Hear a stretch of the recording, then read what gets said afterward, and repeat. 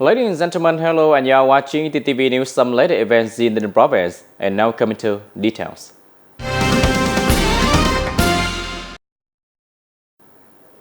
Ladies and gentlemen, on the morning of November 7, 2024, in Hanoi, the Ministry of Public Security had the ceremony to commemorate Vietnam Law Day 2024 in both online and in-person format. General Lương Tâm Quang, Politburo member and Minister of Public Security, presided over the ceremony, and the Team Provincial Side, Colonel Lee Hồng Sinh, Deputy Director of the Provincial Police, led the meeting, which were attended by leaders from various district, town, and city police units. From November 2023 until now, the Ministry of Public Security has launched the drafting and submissions of 5 laws passed by the National Assembly and collect the drafting alongside the Ministry of National Defense of the Law on National Defense and Security Industry and its role mobilization. Currently, the Ministry of Public Security is continuing its research and drafting work on a legislative project. In the discussion at the ceremony, delegates shared numerous insights and best practices in legal propaganda, dissemination, and education efforts. Key topics included the results of developing and expanding legal education models in fire prevention, firefighting, and rescue by the Fire Prevention and Rescue Police. The outcome one of year of advising and developing the traffic safety province model in Baton, and enhancing the effectiveness of legal education efforts alongside public engagement to encourage legal compliance at the grassroots level by the Dallas Provincial Police.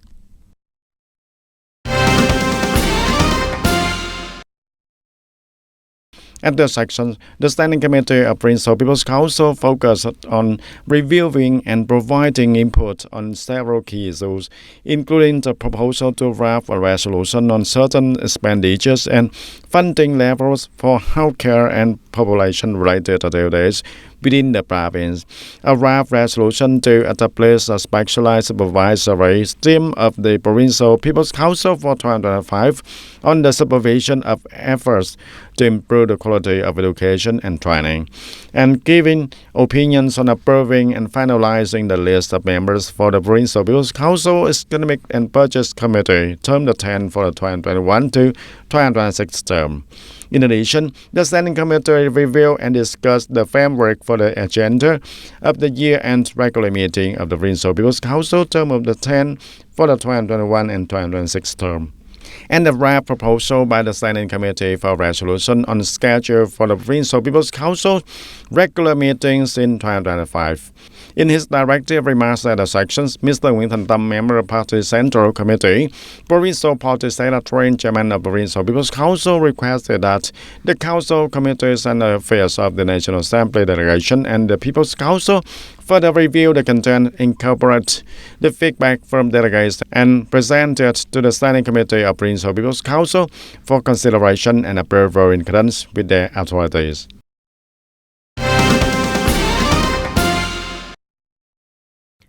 On November 8, 2024, the Department of Agriculture and Rural Development, in coordination with relevant sectors, launched another round of fire-grilling release in Yotin Lake. The release will be conducted over 2 days, November 8 and November 9, 2024. aimed at enhancing fish diversity and quantity, restoring the depleted species, and improving the surrounding environment. TayNinhTV Agriculture and Rural Development Sector had released over 10 million fingerlings in Yotin Lake since 2005. For this year release, the department introduced an additional 20,000 green law routes and over 217,000 fingerlings, including varieties such as silver carp, brass carp, catfish, common carp, and snakeskin gourami, each with a minimum length of 8 cm.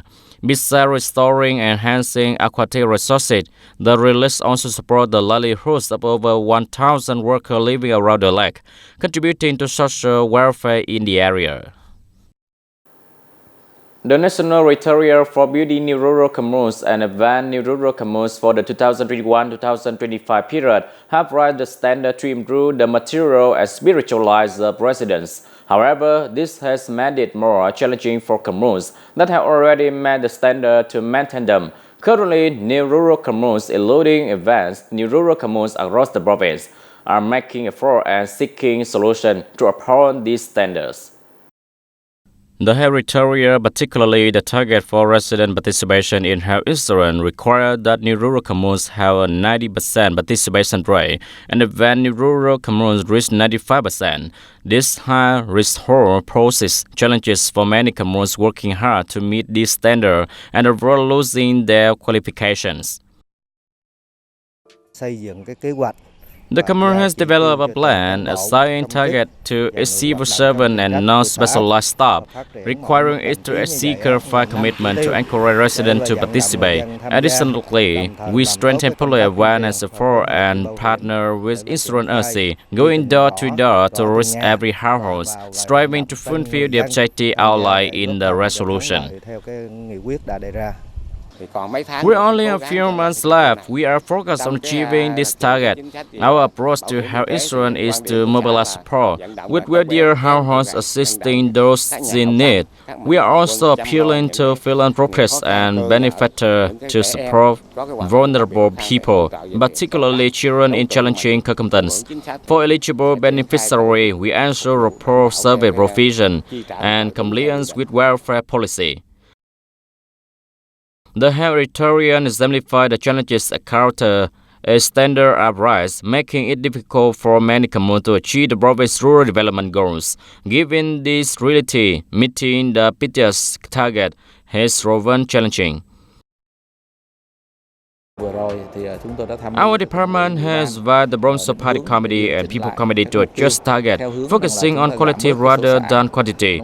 This involves reducing the number of events and model communes and districts, with those yet to meet the standard, continuing from 2025 to 2030.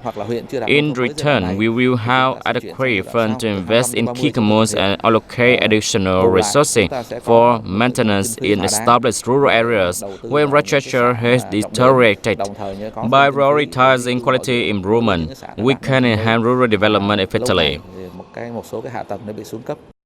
According to the proposed timeline extension for implementing the National Target Program on New Rural Development in the province, by 2025, then it is expected to have 71 communes meeting new rural standard. Of these, 25 communes will meet advanced rural standard, 3 communes will qualify as model new rural communes, and at least 2 districts, Goyao and Bengao, are targeted to achieve new rural status. Localities have recognized the need for a long-term strategy that integrates various programs with comprehensive solution to mobilize maximum resources, especially community resources.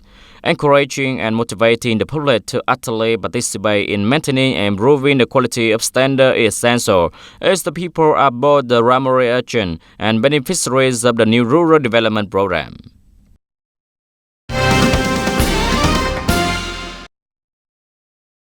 The city is actively building a smart city linked with the digital transformation, implementing the 2 digital initiatives and improving the quality and efficiencies of online public services in the city, and using shallow official account for public service account registration, administrative procedure checks, and online document submission.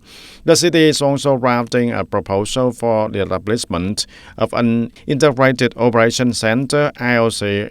In the near future, TayNinhTV plans to pilot smart street lighting along the main roads and with a full implementation across the city plan from 2026 to 2030, and the city has completed the proposal to upgrade its urban status and meeting Class 2 urban standards, with a vision for TayNinhTV to evolve into a civilized, modern, smart, ecological, and livable city. And this development serves as a foundation for TayNinhTV's goal of achieving 75% of the Class 1 urban standards by 2030.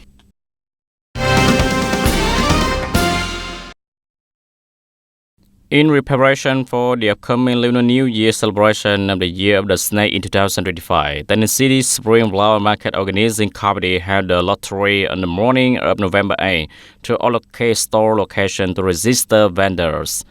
These vendors, who include 404 organizations, households, and individuals, will be selling ornamental flowers and other items at the Spring Flower Market. The 2025 Spring Flower Market will be organized across 3 main areas with a total of 307 slots available. Zone A to Handel Street Quarter from 1 Street to Wantrum Street, including 165 slots, is rented for 2,200,000 Vietnam đồng. Zone B, One Tom Street from Trần Hưng Đạo Street to Trần Nữ Dương Street, extending from Zone A to Tham Hà Bridge, including 110 lots, is rented for 1,100,000 Vietnam đồng. Zone C, Victory Park area, included 32 lots, is rented for 1,650,000 Vietnam đồng. Vendors selected through the lottery will be assigned their spot on site according to the brown sequence numbers.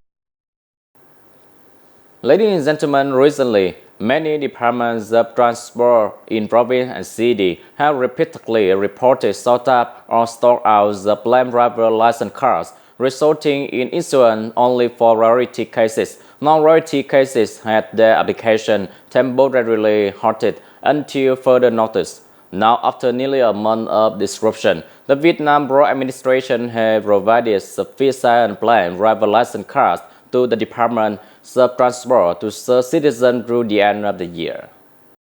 Due to the shortages or depletion of license printing materials, on the average, the department processes about 11,000 new and renewal driver licenses monthly.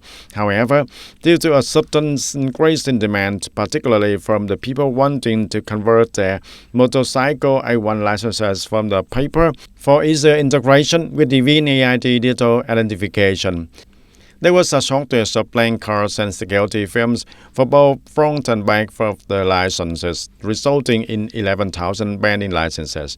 However, by now, the department have received for 6,000 playing cards and accessories for printing, allowing them to process licenses for citizens promptly. After the provinces reported shortage of materials and accessories, the road administration worked with the suppliers and organized the meeting to resolve this issue.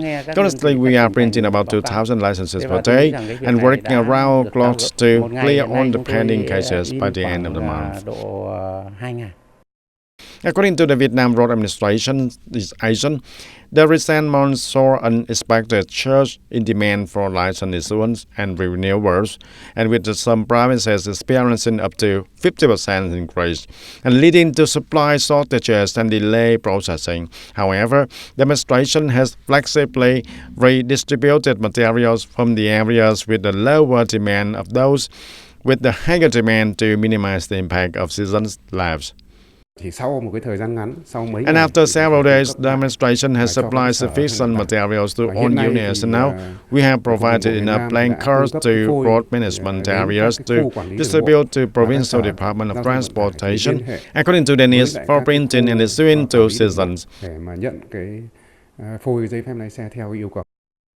The driver licenses are crucial documents requiring high security and anti-counterfeiting measures, necessitating nationwide uniformity for management purposes, and therefore ensuring a timely issuance and renewal of driver licenses facilitates the traffic safety management while avoiding disruption to citizens' daily lives.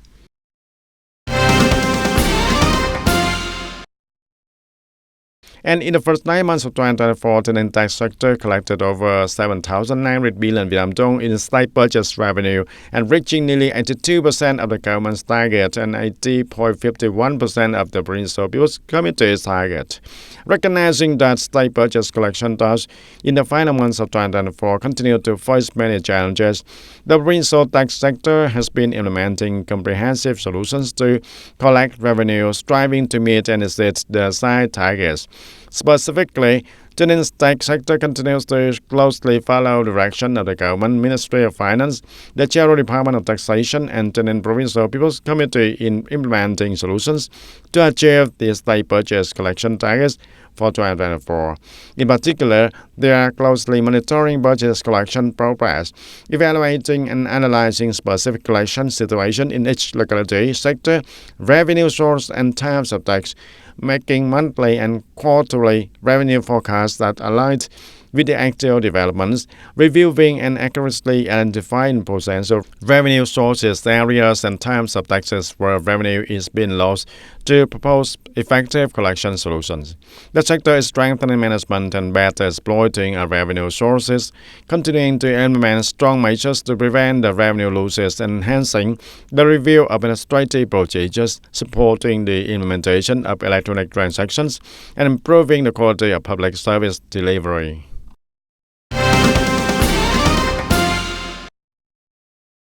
During the one-day session, the Training Center for Standard, Measurement and Quality shall contain covering knowledge and legal regulatory documents related to standard, measurement and quality activities in petroleum business operation. They provided information and guidance on preparing and monitoring documentation for implementing regulation regarding the use and management of measuring equipment and goods in petroleum business operations.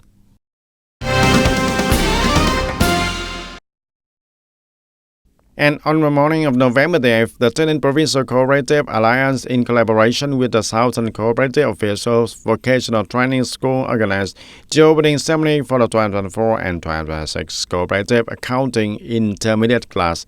And this ceremony was attended by Mr. La Hu Nghị, Chairman of the Provincial Cooperative Alliance, and Master Phạm Trọng Phú, Head of Training and Student Management Department under the Southern Cooperative Official Vocational Training School.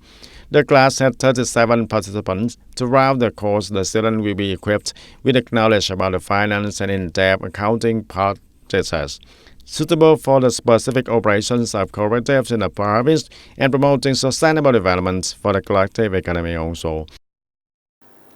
Ladies and gentlemen, continuing the agenda of the A session on the afternoon of November 8, the delegate from Group 11 representing Sơn La, Da Nang, Long An and TayNinhTV province held a broad discussion on the investment policy for the National Target Program on Road Prevention and Control until 2030, the RAP law amending and supplementing certain provisions of the advertising law, and the RAP law of chemical amended. Orion highly appreciate the viewpoint of fighting and preventing road ram early, from afar, from the place of production, reducing the impact of road ram in all aspects. Representative from Hom Thai, head of the delegation representatives of National Assembly of the province, agree and highly supported the proposal that the National Assembly approve and implement the National Target Program on Road Prevention. However, delegates commented that the current implementation period of only 5 years from 2025 to 2030. We determined that in the short period of 2025-2030, road prevention requires a long-term process, especially reducing supply and reducing impact, which must be long-term to be effective. In 5 years, I wonder about the effectiveness.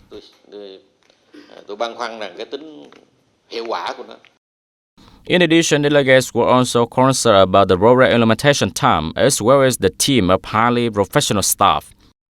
In this case, there are 9 projects and 6 sub-projects.